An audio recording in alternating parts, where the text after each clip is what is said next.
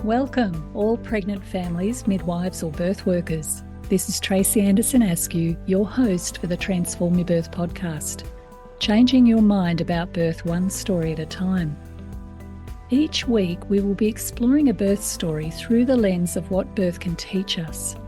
I'll be digging deep into each story so you can learn what it is that can change the way a birth unfolds. We can't control birth, but we can influence it. So listen in to find out how. Enjoy. Beck's three stories highlight just how different every birth can be. They all resulted in straightforward births, and yet the experience for Beck was completely different. She highlights her journey to transforming her experience of the pain when having contractions. By the time she had her third baby, her mindset completely changed as she leaned into the sensations without resistance and saw them as a muscle working hard. She also managed to do the same thing for the pushing stage of labour. Beck has much wisdom to share from her three experiences of birth, so please enjoy. Before we begin, a note from our sponsor. This episode has been brought to you by Transform Parenting, an organisation that provides courses, coaching and community from pregnancy through to the first 7 years of a child's life. Most of the stories you will hear through this podcast are graduates of the Transform Your Birth workshop held in Canberra. Our Transform Your Birth Today course is now available to anyone, anywhere, at any time, and includes all the wonderful wisdom of this course and live weekly catch-ups when you need it with our host, Tracy. For a little taste, please accept our pregnancy gift offer, which contains free the first few lessons and some essential wisdom for pregnancy. The link can be found in these show notes or visit transformyourbirth.com.au. And now for the episode. Welcome back, everyone. It's another week of the Transform Your Birth podcast. And with me today is lovely Beck. Hello, Beck. Thank you for coming. Oh, thank you for having me. Beck is a student midwife, and I often think people who become midwives are often called to it, particularly when they've had their own babies. It's the process of giving birth that often unlocks the women's mysteries that start to become evident, and women who are called to do that and want to support other women to birth their babies often have a deep love and connection to the power of birth and what it can teach us as women. So we'll get into your story about how you decided to become a midwife, Beck. But Beck's presenting today 3 birth stories and 2 birth stories, 3 birth stories. I love having stories like that on the podcast because every birth invites us to learn something and to start to cultivate our women's wisdom around this field. So, Beck, can you cast your mind back 8 years ago when you were pregnant with Charlotte? How were you feeling about birth and what sort of preparation did you do? Yeah, it's interesting when you're saying the calling to midwifery. I have wanted to be a midwife since I was probably about 16 years old. So I've been fascinated by birth, even as a teenager. And I religiously watched One Born every minute, but family friends convinced me to do nursing first and said that would be a better way to go through it. And it's just taken me 10 years and 3 births to finally come back around. But I think the universe has a plan, and it's probably worked out really beautifully that I am coming into midwifery now with my experiences behind me rather than in front. So, but I was excited. We took a while to conceive Charlotte. So we were in the middle of fertility treatment, and we actually conceived naturally between cycles, which is nice. But we were here in Canberra, and I found that, I guess before then, we had wanted a baby not long after we got married, but I was in the middle of my nursing studies. So Luke said, no, finish all of that. I was like, I'll go fine. And in that I did a lot of reading birth stories and all that kind of bits and pieces as I'd always done. And I watched the documentary Business of Being Born by Ricky, and it blew my mind, absolutely blew my mind. And even before we conceived, I was like, I'm having a home birth. Like it really shifted how I viewed childbirth and your care provider and choice of place of birth. And so when we conceived, I was like, that's what we're doing. So there still isn't very many options, but even back when I was pregnant with Charlotte, even fewer options for home birth in Canberra. The publicly funded program was not up and running, and there was only one person that supported births in Canberra, and she lived out of town. But anyway, so we reached out to her. She came over. Luke was always on board. He's like, look, it's your body, it's our birth, it's fine. Do whatever you want. But of course, he had the what if questions in the back of his mind. So we met with the midwife. She and he had this lovely discussion about, the reasons for transfer are almost never emergency. Like sometimes they are, but very rarely. Most of the time it's mums want to go to the hospital because they want pain relief or they're tired, or, there's generally a lot of warning before there's like some big emergency. So it's very rare to need to leave home for a really big emergency. So he felt really reassured by that. But we're defense, and halfway through our pregnancy, we found out that we were moving, that we would need to move. And Charlotte's a December baby, which is right around when we normally uplift and move to a new location. So we had to really think about where we were going to have this baby.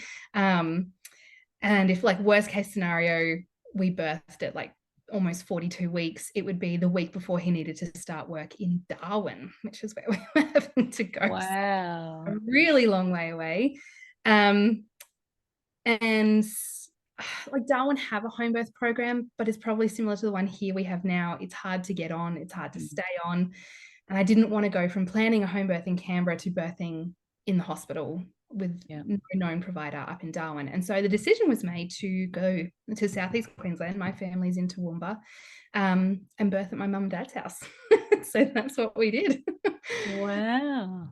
So about halfway through our pregnancy with Charlotte, I found a private midwife in Toowoomba, and I reached out to her and we had a lovely chat. And basically just after every appointment I had here in Canberra with a midwife, I would just send the bits and pieces up to Sonia. And at 34 weeks, I started mat leave as soon as I possibly could. And we packed up our house and we moved to Queensland. So I met my midwife for the first time at like just before 35 weeks. How did you know she was going to be okay for you, Beck? Actually, if anything, I really enjoyed the sound of her voice over the phone. And I really, even over the phone, I felt really comfortable with her, which was lovely. And it was a little bit lack of choice, the midwife here. Like it probably would have been fine, but I didn't like, I don't know, it wasn't the same vibe, I guess. Yeah. So I'm actually, really excited to be going up there. And my mum, I think she'd had time to get her head around me being a bit of a nerdy birther, and she was like, oh, okay, fine, home birth, all right, if you think so, but don't you dare have it in water. That's absolutely disgusting. Most home births are water births, so she had to get her head around that too, I bet. But she flipped so well. She was actually then super excited that, she'd brag to her friends. She's like, oh, Beck's coming home to have the baby. And they're like, oh, okay, she's going to, this private hospital that's not far away, or the public. And she's like, oh, no, she's coming home to birth. So she started bragging about she was very into it. Oh, bless her. Oh, wow. That's a big flip for her to do. And, it's so very important that people around a birthing woman is on board with her choices around that. And things like home birth can create a lot of fear. What do you think it was that helped flip her attitude around that? I think a lot of my confidence around what my choice was, but then also like she'd had a pretty typical 90s birth with me, that routine episiotomy, long labor. My dad wasn't allowed to be there overnight and stuff, and so she hated that. And with my brother, she was just like, oh, I'm not going in until like really late. So she rocked up, smiled and waved at the midwives, walked into the room, went, oh, I feel like pushing, and had a baby like 20 minutes later. Wow. She knew it could be lovely. She'd had a really kind of dodgy first experience, but she knew it could be really simple and straightforward. Right. And I think what really convinced her was our 36-week like birth planning meeting that we'd had with the two midwives that were going to be there and all my family. And she was just blown away by the choice, like legitimately given to me, and then all the different options I could pick, and my choice in just literally everything. And she's like, I didn't even know that some of these things were options, like what you could do with the placenta, what you do with the cord, and who, just all of it. She's like, it's just beautiful. that you got this kind of choice and autonomy. What a beautiful experience. So tell us, how did Charlotte's birth unfold? Yeah, so oh gosh, we'd had a growth scan because my tummy was measuring not quite as big, like the growth had slowed down in my tummy measurement. So we'd had an ultrasound that morning, and the midwife called me back that afternoon and said, oh, look, she's little, and like this was a Friday, and she goes, this will hit the OB's desk on a Monday and they'll want to induce you, so let's see if we can do it over the weekend. And I was like, oh, okay, all right. So we did like all the walking and all the bits and pieces. I mean, and at 11 o'clock that night, I got the first little like period like twinge. And I was like, oh, don't be silly, just go back to sleep, it'll be fine. And I couldn't. They were just coming like every 5 minutes right from the get-go. Wow. But like really short and quite mild, and kind of that intensity built rather than the frequency. But yeah, for about 4 hours, I just sat and watched movies on the couch, and the rest of the house was just asleep. And yeah, it was probably about 2-3 a.m. I went in and I woke my mum up, and I scared the life out of her. And I said, I think I'm in labor. And she's like, oh, okay. I'm like, but you go back to sleep. And she was like, and so she got up. You wouldn't be able to sleep after that little announcement. And so, yeah, she was sitting with me for a little while. Luke came out just before 4. But yeah, around about 4 a.m., things like picked up, and I started vomiting with like every contraction. So I think that's probably when like that real active labor really kicked in, was probably about then.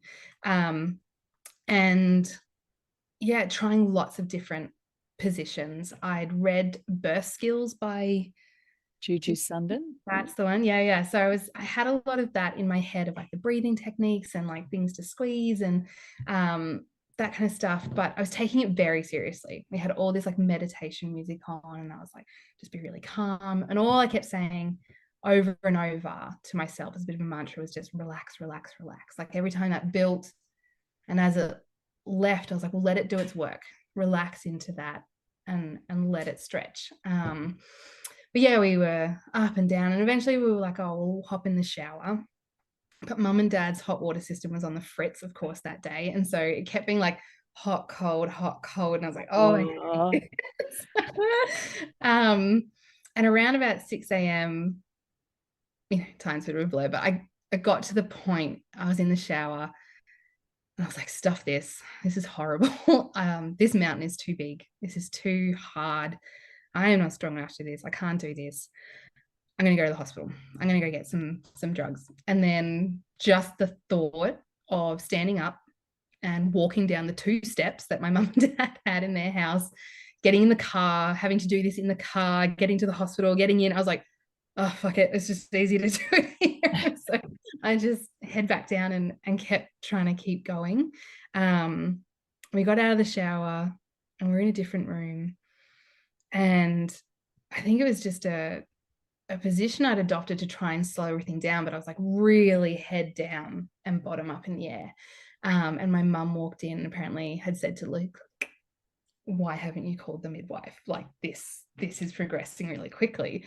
And he's like, because we both had, first time mum, hours and hours. Yeah.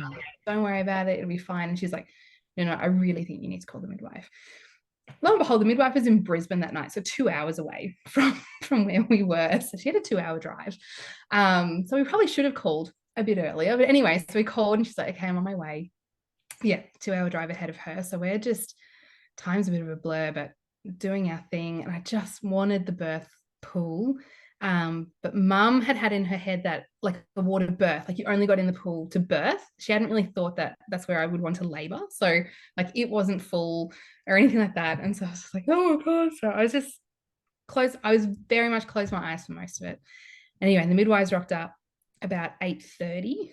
And my mum was like sweating bullets by that point. And she was like running around like a mad chicken, crushing ice and getting essential oils out. And she's like changing towels and all kinds of bits and pieces. But the energy that Sonia, like she just came in, I didn't even know she'd arrived. She just knelt down in front of me, and it was like one pass, and she was just there. And she's like, how you going? And I was like, oh my God, you're here. Like just a relief. And I was like, do I have, no, I'm trying to remember, it was like, basically, do I have to, like, will this last much longer? Basically was my question to her, like, am I almost done? And she's like, yeah, you're really close. I was like, oh, thank God. Like, if she'd come in and said, you're doing really well, you know, not that they're going to say you've got hours left or anything, but like, she's like, oh, no, you're really close. I was like, oh God, all right. And I finally relaxed. And I think like 2 contractions later, I had like a pushy feeling. Like, I think I'd absolutely waited for her to be there. Can I ask a question? Yeah. She's come in, she's looked at you, and she's told you you're nearly there. How do you think she knew? I think very much probably the noises I was making, the position I was adopting. I probably definitely had like that parting of everything. I don't know if I had a purple line or not, but I think there's just very much those behavioral noisy indicators. And that's the point I wanted to make with that question is, you know, we think we need, in order to know where a woman's up to in labour, to do what's called a vaginal examination. But a good midwife can tell by the behaviour of the mother, and they also look for telltale signs around her back and just watching what's happening and the level of intensity of the contractions, and all of that can give us a bit of an idea. And we want to make sure that a mother in labour is in a state of timelessness, you know, that we don't focus too much on time, but just the comment of, you're nearly there, was enough for you to relax into the here and now and give you the confidence you needed to keep going. That's brilliant. So what happened after that? So the second grunty? the second midwife had arrived as well. And I think she went down to the ensuite to check that the birth pool was ready. And so she came in and I was like, oh, can I get in the water? And they're like, yeah, it's ready. I'm like, oh, thank God. So I got up and Sonia's like, oh, do you want to try go to the toilet? Like, when was the last time you weed? And I'm like, I have no idea. And she's like, well, go try. I sat on that toilet and oh, those 2 contractions on the toilet were awful. So hard. And I think everything was so low. Like I couldn't empty my bladder. I was like, I need to get in the pool. Like this, I'm going to have this baby here. She's like, okay, all right, fine. So got up. And so like in between these like bearing down contractions, or I'm like just holding onto Luke, I'm like trying to get a leg into the pool. We got in, I'm on like hands and knees holding onto Luke for dear life. And my mum, the gorgeous thing, a friend of mine had made all these birth affirmations for me, and I'd hung them up in my room for the weeks leading up to birth so I could just see all of them. And while I was in labor, she moved all of them to all around the house, and no matter where I was, there would be a birth affirmation somewhere. But the one she put on the back of the wall behind Luke's head, like when I looked up, one of them was, me and my baby are safe, which was lovely. And the other one was, this baby will come out of my vagina. And I remember looking at her, like holding onto Luke and looking up and just being like, does it have to? Is there another doorway? I don't want third option there. Oh, that's funny. To read that at that point, everything's stretching and pulling. Stating the bloody obvious. Yep. Not something we wanted to think about. Yeah. The wildest like fetal ejection reflex that my body was just, it took over and there was no stopping it. Like it was bearing down. And if anything, I was so overwhelmed and scared by the sensation. I was like sucking her up. I was like trying to slow it down. And I was getting a bit panicky. And Sonia was like, just keep it low. And I was like, oh, right, that's, you know, I've read that, keep the noises low. And so I was like, and Luke goes, he's never heard anything so primal in his life, this noise of me just roaring out this baby. And I think I'd have to check my notes. It was like 10-15 minutes maybe of a second stage. And one contraction, like head born and then body all at once in like this big bubble of bubbles, because her waters had never ruptured or anything like until she came out. So bubbles and everything as she came around, and Sonia just like pushed her through my legs, and it was such a shock because it had just all happened what felt like quite quickly. That's very quick. And the intensity of all that pushing down and the fear of it all, when she came out, I was more just shocked at it all of it. And I just looked down, I was like, what just happened? Like everything was just still stinging and hurting, and I was just in shock more than anything. But it was still a huge amount of relief, but it wasn't quite the like world-stopping instant love moment Yeah. that I pictured. That's something that can dislodge women a little bit, is going into birth with the expectation, because a lot of women do talk about it, with that big rush of love, and I was in love with everybody around me, and and it can absolutely be like that. But a birth like that, like all up, how was it? How long was it, Beck? From like very first period cramp to born was 10 hours, and yeah, from 4 till 9, so like 4.5, 5 hours of like Yeah, active labor. really active labor. So that's a very efficient first birth, and the idea of being, that long is very appealing. However, sometimes those quite quick, and particularly that big fetal ejection reflex, can absolutely stun the whole system. And women's first response when the baby is born is, holy crap, thank God that's over, and they're looking at the baby and they're not feeling much at that point. So bonding is a very unique and individual experience. And I like to remind people of, don't go in with expectations. And on the other side of that, don't ever, ever, ever underestimate the power of bonding. It's a biological necessity. And for some people, it's instant. For some people, it's a rush. For some people, it just creeps up on you. And it can take a bit of time, particularly if the body's been through a very intense, quite fierce sort of a labour, and certainly a second stage is a very quick second stage. And Yeah, in one contraction, which is very unusual for a first birth to come out in one contraction like that. yeah, I'd really pictured that pause between the head and the body, Yeah. and just time to gather yourself and all that kind of stuff, where it didn't. It was just like, oh, Mm. the burning, ouch, and then here's baby in my arms, and I was like, what? So Yeah. I think it was the fierceness of the pushing that Yeah. was more panicky than it being, Yeah.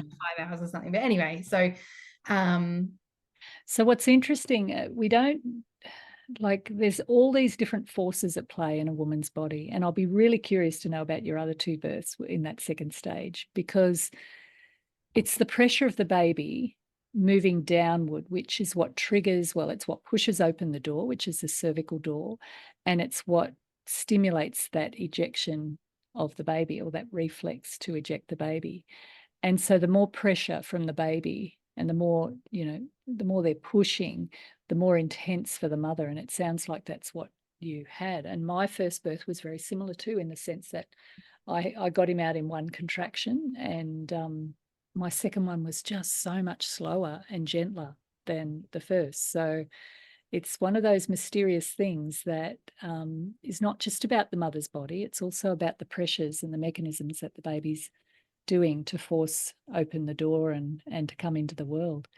What did you learn from that experience, Beck? And what do you think, how do you think it then started to influence your preparation for baby number two?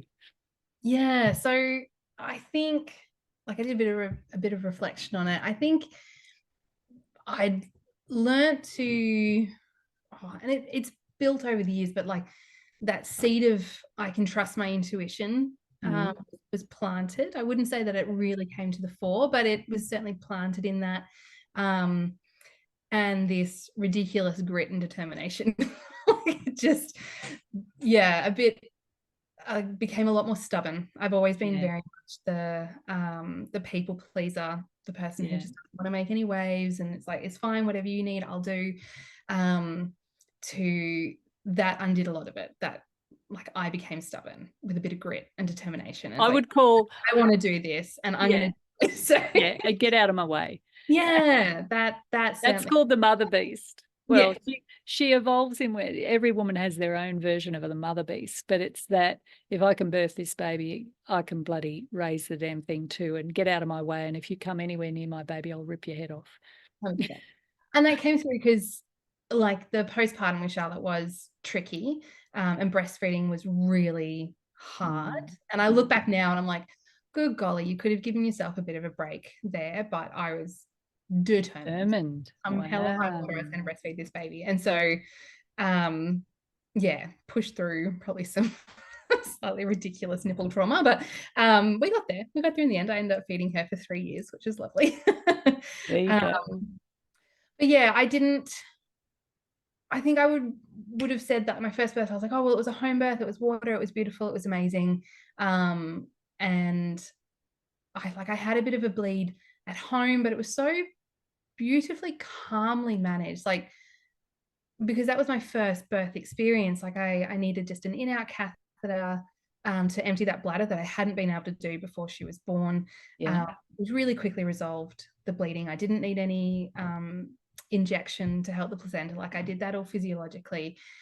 And just how calm the midwife was and how calm the room was, and that I didn't even pick up that they were worried at all. And I'm sure they were. Like now doing my training, and holy moly, the chaos of a PPH in a hospital is intense. To see it so calmly managed at home, that you really prioritize that natural oxytocin of me just staring at my baby, and it's like, oh yeah, that's, you're doing something down there, but I'm up here and I'm fine. That's a great point to pick up on, around creating the perfect conditions for the safe delivery of the placenta involves the mother being focused on her baby and hopefully peaking her oxytocin levels through the act of falling in love and getting to know her baby. And when we carry on and we, if there's chaos and people running around and worried faces, that's the very epitome of the opposite conditions you want to put around that mother for that bleeding to stop. And home birth midwives know that. They're very, very good at staying calm under intense situations, because their goal is to keep the mother calm and loving her baby, because they know that that's going to directly support the safety of that uterus retracting and sealing up those blood vessels. So very, very smart midwife. But yeah, and then at 5 weeks postpartum, I moved up to Darwin because that's where we'd been posted. And so off I went with my tiny new baby and spent the first year up there. And then we got posted to Brisbane. So that was really lovely because that was nice and close to family. So like Toowoomba's only 2 hours from Brisbane. So we got posted there. We called in our second baby. Took a lot less effort, but it was still about 5 cycles until we conceived Abby. And I reached out to a few group practices down in Brisbane to see if I could get a private midwife in Brisbane. And they were all just a bit nervous about the blood loss on the first one. And I was like, okay, fine. And so I reached out to Sonia again in Toowoomba, and she's like, oh, I would have you back in a heartbeat. Absolutely. No. I have no worries or fears at all about supporting you to have a home birth in Brisbane. And I was like, okay, great. And so we planned the opposite. So she had to go from Brisbane to Toowoomba for the first birth, and she was going to come from Toowoomba to Brisbane for my second birth. That's a midwife you've got to love right there. And it was just so special to have that continuity from pregnancy to pregnancy. Yeah, because you get to know and love your midwife, don't you? I bet you even know what day her birthday is.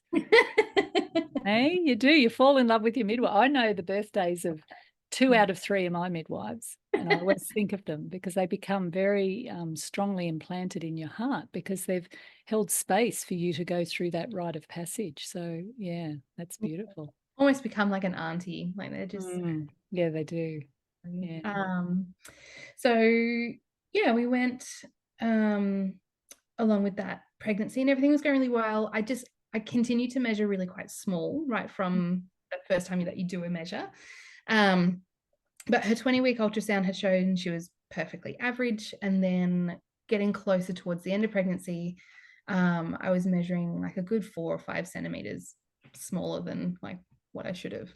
And so the suggestion to do a growth scan was there, and I'd put it off because I'm like, I knew she was fine. But I was like, okay, fine, I'll go get one. And it showed she was the 50th percentile on the ultrasound at like 34, 35 weeks or something. And I was like, see, I told you. It's fine. But yeah, we continued measuring quite little, and my bump was very small. But anyway, I think she was born, because Charlotte was 39 and something, like 39 and 3 or 39 and 4.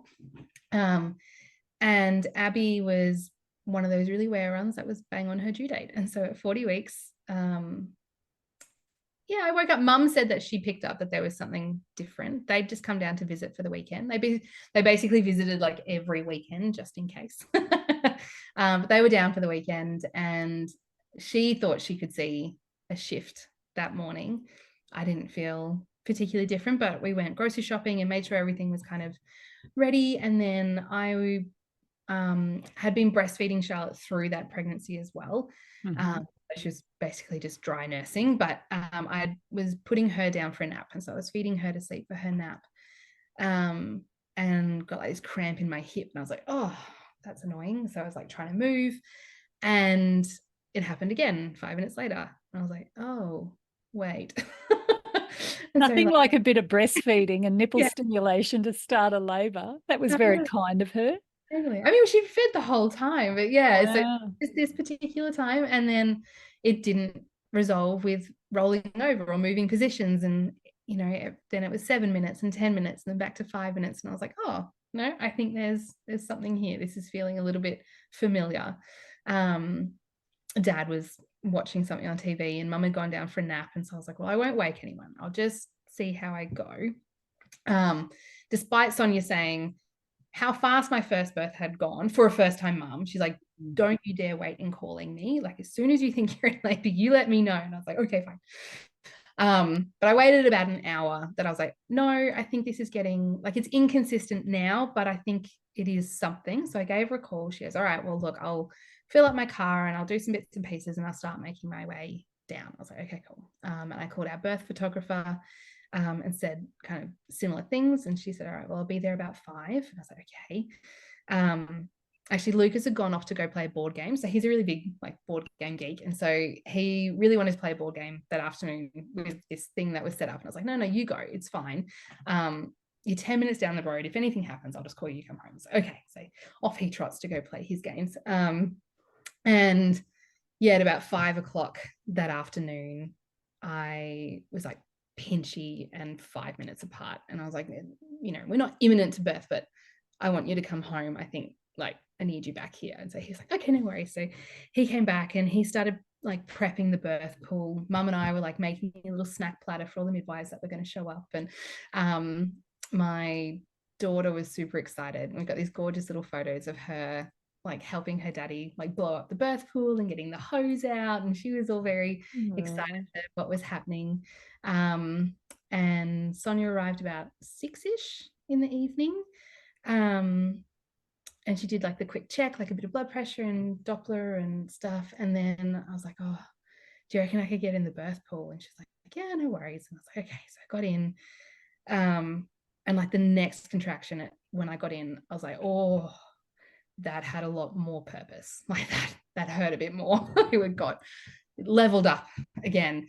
And the next hour and a half in that pool was fast and intense. And I got to a point that I must have been very transitional, that it was just these big contractions, like one after the other. And I was really struggling to cope, and I was like all moving around the pool in all these different positions. And Sonia knelt down next to me. I'm going to cry. She held my hand. She's like, you can let her out. And I was like, how the hell did you know that? Like, I'd been holding her in. I was so scared of the pushing phase. I didn't realize how much of that fear from the first time I brought in. Like, I just hadn't even thought that I was bringing that in. But when I knew that I was getting closer and closer to this baby having to be pushed out of my vagina, I was resisting that. I was like, no, I don't want that to happen. As soon as she said that, I had like, I know she does. Like, okay, fine, I'll let her out. And the very next contraction, I was grunty. But still to this day, it amazes me she picked up on it. That I got she goosebumps. knew. I know. I was like, oh, she knew that that's what I was doing. Yeah. Once again, the power of good midwifery wisdom. How do you think she knew that? I don't know whether it was just I was in these really big contractions for such a long time that she's like, what's going on? Like, you're not shifting through this. Yeah. Like a few weeks down the road, when we were debriefing the birth, she goes, was it the fear of the bleeding? She thought maybe I'd held on the fear of that from the first birth. And I was like, oh God, no, that doesn't even like register. It was the stretch, the push, the intensity, the feeling completely out of control with how quickly it come out. Like, that's what scared me. She's like, there you go. So she still needs the baby, needed to come out. So and yeah, it was probably like your birth, much slower. My body didn't force it anywhere near as much. Like, the grunt was there that I didn't control, but there was little bits that I was like, oh, I can gently push with that a little bit, and that's okay. So she descended a lot slower. It was still not a very long pushing phase, but yeah, she came down a bit slower. She crowned a lot more slowly. And her little head came out, and she was still completely on call, like her waters hadn't released at all. And she had the pause, so like her head came out. I was like, oh, and I could feel it. It was all slimy because it was just there. And I could feel her little head, and I was like, oh, okay, like, we've got this, all right. But then she started what's called restituting, now that I know as a midwife, but she started moving, and that was the most awful feeling, having her like wiggle and basically kick inside me. I was just like, oh no, I hate this. So I'm crying and I don't like this. And again, Sonia reached out and she touched my thigh, and I looked at her and she goes, I think Bobby needs to come out. You just push, like, because we were waiting for this next contraction, but it just wasn't coming. And so I pushed without a contraction, and she slipped on out. And she was in the bottom of the birth pool, completely encased in her amniotic sac. Wow. And that was when the earth just stopped, like time stopped, pain disappeared. And I got that like thunder strike of like, boom, this happened. And I'm completely and utterly in love with this baby. It happened a second time. Wow. And the second midwife very quickly was like, take your time. I was like, oh, that's right, I don't have to like rush this. And so yeah, I've just got these beautiful, I just reached down, I just slowly picked her up and I brought her up, and I've got the most amazing birth photos of her little elbow popping her amniotic sac as she comes out, and she's like pushing it away from herself. And yeah, then she was there, she was done. Wow, that's an incredible story. That pushing phase and the resistance you had to feeling that stretching and that opening. Can I ask a quick question? How was your perineum after baby number one? Fine. I had just a couple little grazes. So you stayed intact? Yeah. Pretty much. And the same with baby number two? Yep. Yeah. So I think I had one little graze that must have been closer to my urethra with my first, with Charlotte, because it stung a bit more. Yeah. But with Abby, they were just like two little labial grazes. Just nothing needed, but they didn't hurt anywhere near as much. You know, we are not often told that first-time mothers can have babies without tearing. And, you know, sometimes when we're in conditions where there's pressure to birth, or people are in a hurry, or there's impatience, or anything other than the beautiful conditions you described, then typically the body has time to open. Even in a fierce, quick birth like yours was with baby number one, your body still opened. But obviously there was a little bit of a residue from that in being ready to release baby number two, little Abby. Yeah. So, and why do you think you had a big rush this time? What was different? Any ideas about that? I think it just, like, all that stretching and the crowning was that bit slower, I think. So all that oxytocin, I think, built, and having the midwives there earlier. They were there much earlier when I was still calm. That was the other thing with Abby's labor. I did not take it seriously. I had all the music that I love. So I was like dancing to Katy Perry and Bruno Mars and Taylor Swift in between. And so like I would have this like big surge, and I was like, oh, okay. And I just danced and we'd chat, and, you know, I was like, shake it off, it's fine. And we'll just like, I wanted to have a lot more fun with my second labor, rather than like, you got to take this really seriously and meditate through it and all that. So I was like, no, there's time for that. Like, have fun in early labor. It's don't take it so seriously. So that was your learning from birth number 1 to number 2, is to really enjoy it and have a bit of fun. Yeah. Until you can't, absolutely enjoy it as long as you can. Yeah. It'll get serious. Until you have to really focus, and then you've just got to get the job done. That's amazing. So what else did you learn about that birth? I got out of the pool to birth the placenta that time. I really wanted to, I think I wanted a bit more gravity, and a bit like to really know the blood loss. Like it's really hard to estimate blood loss in water. Midwives practice their skills, but it is still a bit tricky. So like, no, I want to birth my placenta out. And so we got out of the pool relatively quickly that time. And the placenta came out, really fast, like 5 or 10 minutes after Bub was born. And I think the blood loss was still about 700 at that birth, but like it was all just like with the placental birth, like, and then it stopped. Like it was just this big thing, and then it was fine. Like I never felt unwell or anything like that. So we still just physiologically managed it. We didn't do the symptom or anything. About the only regret I have with Abby's birth is that I was so wrapped up in this oxytocin bubble and in love with everyone in the room and like everything. And I was just like floating around that. My mum had called my brother, who lived in Brisbane, and said, the baby's here, as they do, announcing it all after everybody's happy and settled. And they said, oh, well, can we come around and see? And my mum asked me, but I was just like, yeah, of course. Like she's floating. But like I was sitting there with a placenta between my legs, and my brother and his partner walked in, and I think they were both like, oh, I'm like, yeah, you walked into like a raw birth, and I was like, that really could have waited to the next morning, like for them to come over and see everybody. So that was probably like, don't rush visitors.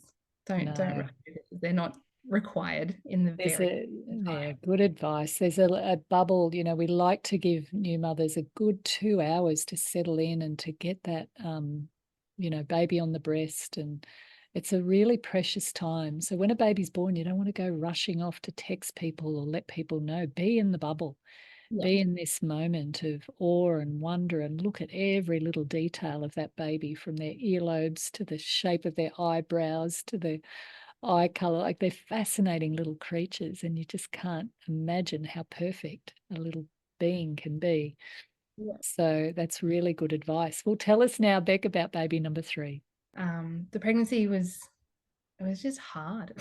Like, I know people can get really unwell with pregnancy, and like I didn't have any like these major health complications that made it scary or risky or anything, but like I was beyond tired, and physically I get this the pubic symphysis dysfunction, whatever.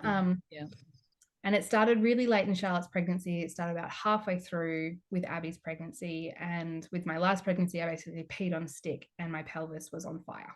Like just right from the get-go. Yeah.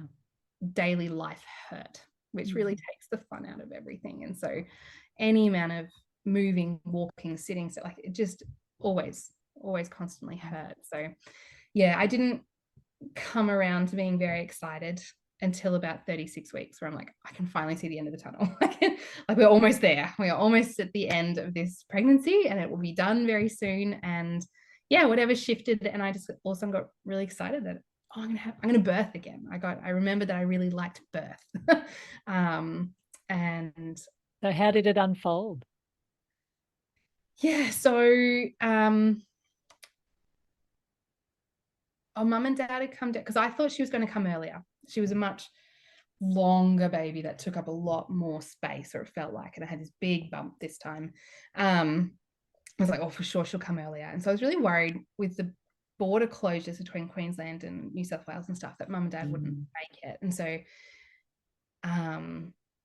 they came down at about 39 weeks, I think, just after. And like the day after they got there, I got these really mild contractions, and I was like, oh, yay, it's going to happen. And 3 hours later, it all stopped. And I was like, no, this is not how we do this. Like I get a period cramp and it builds and I get a baby. What are you doing? And for 9 days, I would have 3 wow. my body was ready and my baby was not. My body was like, let's go, and my baby was like, not yet. Such a good example of every birth being different. So 9 days. So when it did kick off, what happened? Yeah, so we're 40 and 5. That morning I'd woken up and I was like, oh, I feel really different. I felt really different. And she was so low, like sitting down hurt. I had to sit down really slowly because like I felt like I was sitting on her head. I dropped the girls off at school and care. We potted around. I'd had an acupuncture appointment that day, which kind of tickled a few things, but then that settled. I had a parent teacher interview that night with Charlotte's school. We got home. The Abby, the toddler, had like this massive meltdown and she'd already gone to bed. So that was nice. And so we just had dinner. And then mum and dad were watching TV and I was like, I need to retreat to my bedroom. Like I don't want to sit with anybody else. I need to go to the room.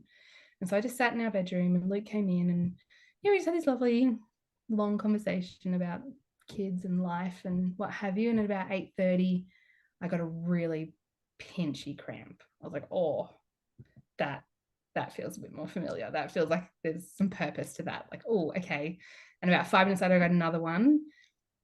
I was like, do I call now? And I did. I called the midwife called Mel at about 8:30. And I was like, I've only had 2, but they feel like something's happening. I said, I don't know if it's too early. She goes, look, I'll come over. I'll come over for a cup of tea. We'll sit at the table. And if it turns into nothing, then I'll just go home. And I was like, okay, all right, well, if you feel comfortable doing that, let's do that. And I called the photographer and said kind of the same thing. She's like, sure, well, I'll come over as well. And if it turns into nothing, well, I'll just go home as well. I was like, okay. So they both got there around about 9 o'clock at night and things had built in that half an hour that I was like, no, it's definitely happening. And so I got Luke to like start feeling the pull. And even on the way over, Mel had just, I guess, felt it, whatever it was, that halfway from her place to my place, she called Ali, who lives a little bit further out of town. She's like, start making your way. So she hadn't even seen me. And she was like, no, I'm just going to call that second midwife now. So, I had some like bigger contractions where it was still fine in between. I was still talking to people and it was all good, but they were like just intense when they hit. And yeah, I think Ali arrived at about quarter to 10. And not long after she got there, I was like, I want to get in the pool. And we got all distracted with filling up the pool that we hadn't noticed that it was too cold. Like it was a bit cool. And so we were like trying to pour a bunch of hot water into it. I'm like, no, I really need to get in. So we got in. I'm like, oh, look, it's lukewarm, but it's not nice. Can I still keep it? So then that became my dad's job. So my dad had to like get these big pots and like take water out. He'd get the kettle and take that out. And so he was just like boiling all this water over all these different areas.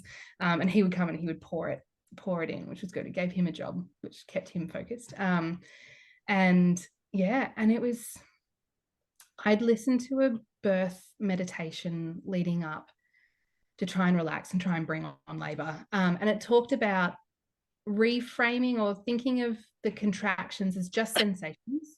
Yeah. The sensations as stretching, and then the stretching as pleasure. I took that in. I was like, all right, I'm going to try that out. And so I just reimagined this like intense, like it started as pain. I was like, no, it's like a hamstring stretch, like that really intense lean over, and it like burns and it hurts, but I'm like, it's just stretching. I'm like picturing this uterus muscle just like stretching and pulling open a cervix. And as long as I held that in my mind, I was like, this is good. Like I entered this very meditative space of it's just intense stretching. And I would go 2 or 3 contractions of just not moving, not making a noise, of just in the zone. You sunk more and more into the zone of labor, to that path of least resistance. You see, our body responds to the words and images we give it. And unfortunately, what a lot of women do in labor is they focus on the pain, the pain, the pain. What are you going to get more of? The pain. But when you make a decision like you did to actually see and sense those sensations in a different way, you can sometimes in fact, I would say most of the time, you can change the way you experience it. So just by holding that vision of a muscle stretching, you actually change the way you experience it. Is that what you're describing? Yeah, I could picture it. I could, sometimes when it's just a period cramp type sensation, it's like you've experienced that before. Like, Yeah. oh, it's a period cramp and I'll go get a heat pack or whatever. And then as it builds, it becomes something that you haven't experienced before. But when I could give it like a really intense, like yoga pose stretch or something like that, like I just pictured a hamstring stretch that it's like it burns as you hold it, but at the same time, it's just a stretching muscle. Like It's it was a just muscle doing its job. And that's exactly what the uterus is. It's a big, powerful muscle doing a big, powerful job of expelling a baby, which is why labor is so intense. But even the knowledge of that it's a muscle working hard can help people to reframe the way they look at those sensations. I did one podcast on pain. So if you're interested in this, go and have a listen to that particular episode about reframing pain and learning to understand the nature of it. And it can potentially, the way you think about birth is often going to influence the way you actually experience your birth. So it's really interesting that spontaneously you sort of fell upon this ability by holding the sensations differently in your mind, your ability to lean into them, and it became more manageable. Is that how you describe it? Yeah, absolutely. Yeah, interesting. Either my concentration would get broken, like I'd hear a noise or something, or Bubby would shift or something, and then I'd come out of it like, oh, and I'd need like big hip squeezes, or I'd need position, and then I'd just get back in the zone in between a contraction, and then I was good for another 2 or 3. So much so that all I needed was Luke behind me, and like just his like pressure and presence on my shoulders and behind me. And I was like, no, that's all I need. Where like our previous labors, he's a sweaty mess from like the amount of massaging and like, You made him work hard. Oh, absolutely. Like the first 2 births he'd experienced he worked hard. He was exhausted from supporting me, and like I was all over him, and he needed to like change positions and massage here and do this and do that. And then this, like, is anything even happening? she's not making a noise. She's barely moving. Like, what is going on? Like, has it all stopped? And then he like reached down and pushed on my stomach, I think, to feel, and I was like, get off, because that hurts. It is doing something. Leave me alone and just be quiet. And then I remember getting to it. I was getting a bit more vocal in between contractions, and this thought popped into my brain of, I'm really tired. I don't want to do this anymore. Like, this sucks. And I was like, oh, this must be transition. And I had this moment because I'd done a lot of work talking to Mel and making all these birth affirmations around not being scared of second stage, of pushing. Because I didn't want to bring this in for this last birth. I'm like, I'm not bringing that in again. I'm not going to be scared of it. And so in my head, I'm like, oh, well, we don't have to sit here. We don't have to get stuck. Baby's going to come out and that's going to be okay. I'm safe. We can do this slow. I was like, okay. And like the next contraction, I was like, I'm just going to breathe this baby out. Like Mel and I said, I'm not going to push it all. Like if it's slow, it's really slow, but I'm just going to go with it. And I'm going to try and breathe through as much of that sensation as possible. And I got a couple little grunty ones. I'm like, yeah, there's a bit of a grunt at the end, but don't push. And I started vomiting, and I was so mad because you can't vomit without bearing down. I was like, I wasn't going to push. So a few big spews. And then, yeah, it was just breathing through lots of that really intense desire to push. And I'd just like shake my head, or I'd like blow my lips, like horsey breath or whatever. And I was like, just trying to not push. And then everything just, that stretching sensation as she was coming down kind of started to build. And I got really panicky again. And I just like called out for Mel, and she came racing over and she knelt down next to me. She held my hand. She's like, you've got this. You're safe. It's okay. Take it slow. And I was just like, okay. It's like, all right. I still don't like it. I still don't like that feeling of a baby coming out. But like I felt very safe and it was fine. And I still remember like reaching down and feeling, and it's like this tiny little hole and this little bit of head and then just this like ball behind it. I'm like, there is no way that's going to fit. Like, I know I've done this twice before, but I'm going to explode this time. Like, how does that even get out? There is no way that that's going to fit. This And defies logic. it defies everything of logic. So I was like, no, I can't stretch that much. That's insane. And yeah, she slowly came out. I got a cramp during Abby's birth. I got a cramp during Haley's birth as well. I must just have a nerve that my baby's hit right on crowning or whatever, because I get these big cramps. And I'm like, oh. And so I get this cramp in my leg, and I was just like, oh, and I go to sit up, and Mel's like got my bum. She's like, keep your butt in the water. Like, if you stand up, you can't get back in. I was like, oh, well.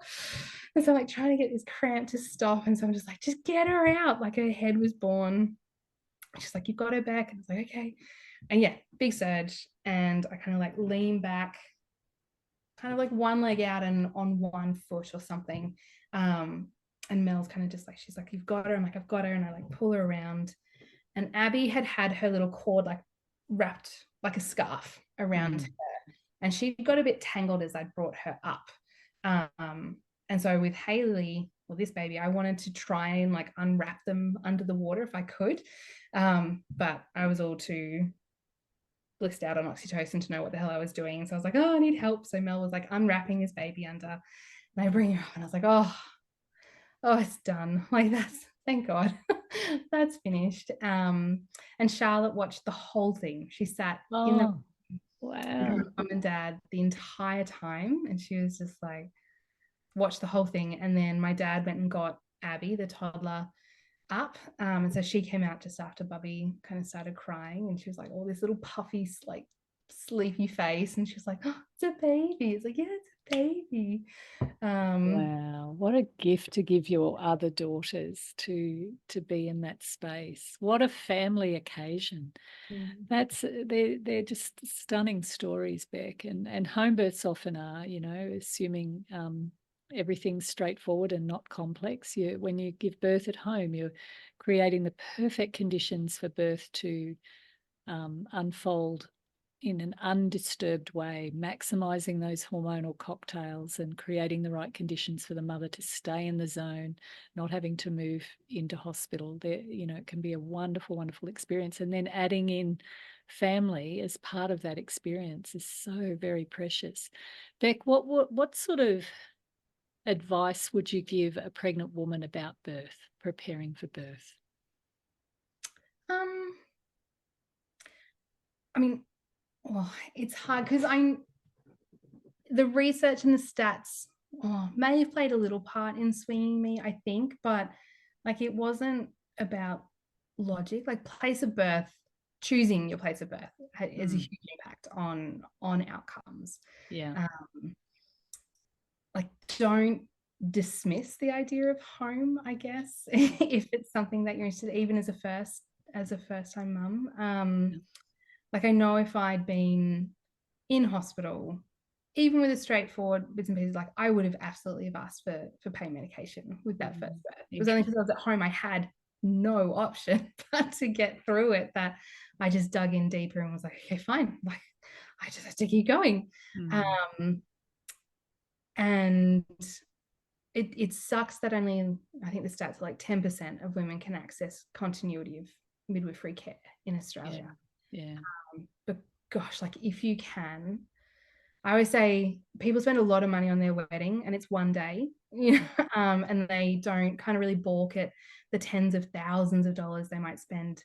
But a bad wedding day won't make a bad marriage. And it kind of becomes a funny story a few years later that you're like, oh, remember when you did that on the wedding day?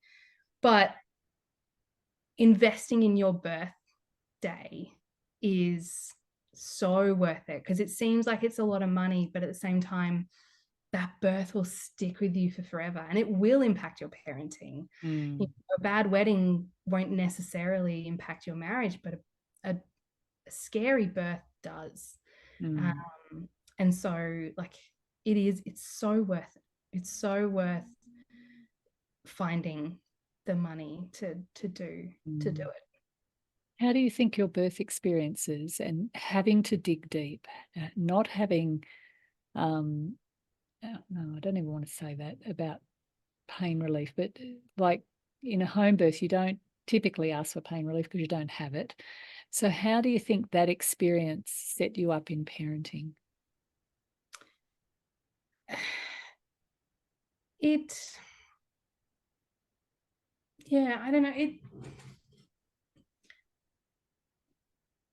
I think it's, you realize you are capable of doing something. And it was always a story told to me that I didn't have a very good pain threshold. And as a kid, I was the sook and needed, all the special treatment and all the lollies. And, I would just scream over the slightest thing. And so my mum, when I said, oh, I'm going to have a baby at home, she's, one of the things was that it was like, well, like, do you think you'll be able to cope with the pain? It's like, well, yeah, I got to rewrite that story for myself. That I was like, oh, I'm actually you sure did of doing that. I think being able to reframe the sensations as something else kind of gives you the ability to reframe kind of anything that you're like, oh, well, if I could reframe and rethink about, this pain, these sensations as something else, could I apply that to another situation? Like, can I rethink of this parenting situation in another way? Like getting up for the third time at night to a newborn baby. Yeah. And I lent on the care providers. I lent on the wisdom of other people as well a lot. So like we had done like reading all the different things about birth positions and different skills. And my husband went and did the Beer and Barb's childbirth education just for dad. So like he knew what he could do. That he had some tools and things as well, so that he felt part of it and confident. And I relied on him a lot in our first 2 births. And so I think, that taught me, it's like, well, like I don't have to do it alone. I can lean on someone with parenting. But then Haley, I did it pretty much by myself. And I was like, but you can do it if you need to. So yeah, it's all such a mixed bag what you take into it. But certainly I look back and I'm very proud that this is the start to life that I've given all my girls, and that 2 of them have witnessed the birth of their sibling. And so for Charlotte, she finds it so interesting that people have babies in the hospital.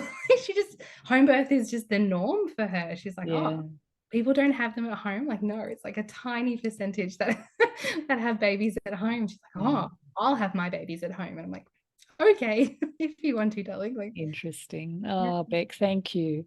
I think Beck's story of home birth can really highlight what are the prime conditions that we can create around women to support the process of labour and ultimately birth, and optimise that woman's response to the birth process. And you can create that environment in a hospital as well, knowing that, there might be extra pressures and hospital policies about managing the process. But having said that, you can still create that sort of an environment in a hospital setting as well. But wherever you feel safe is the place that you need to choose. It's a very individual decision, and different women need different things. So there's no right or wrong way to do it. But I think Beck made the point very, very clearly that in terms of choosing where you give birth, it's going to have a massive impact on what unfolds on the day. And so home birth is an option worth considering. It tends to attract midwives who have an incredible level of skill and intuition and ability to attune to the woman and to be able to read the woman without too many procedures and vaginal examinations and things like that.